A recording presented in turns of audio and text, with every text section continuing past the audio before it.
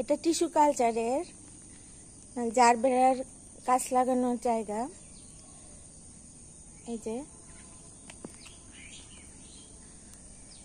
অনেক রঙের জারবেরা ফুটে আছে। জারবেরা সাধারণত একটু ছায়া জায়গাতেই ভালো হয়। এটা হলুদ। জারবেরার কলি দেখতে খুব অদ্ভুত লাগে, মনে হয় যেন একটা এলিয়েন, ঠিক এলিয়েনের মতো লাগে।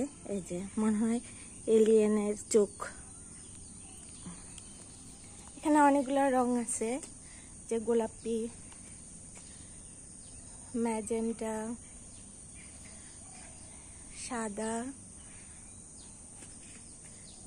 এটা বেশ বড় সাদা, যে হলুদ,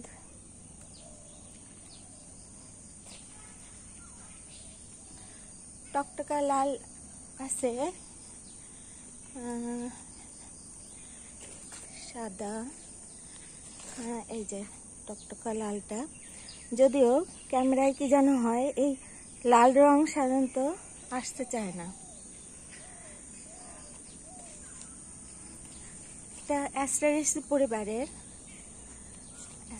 পরিবারের মতোই, বীজাধার উড়ে উড়ে যায়।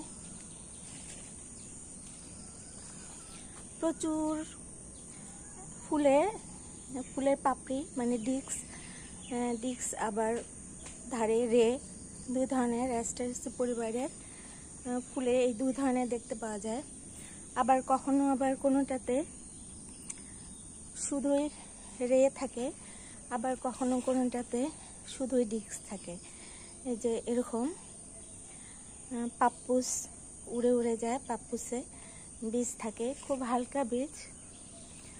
ফুলের বীজ হালকা হয়, যে এগুলো উড়ে যেয়ে বংশ বিস্তার করতে পারে। যদিও এগুলো হাইব্রিড, এগুলোতে বীজ থেকে চারা হয় না। অনেকগুলো ছিল যে ব্ল্যাক সেন্টার, কিন্তু ব্ল্যাক সেন্টারগুলো দেখতে পাচ্ছি না।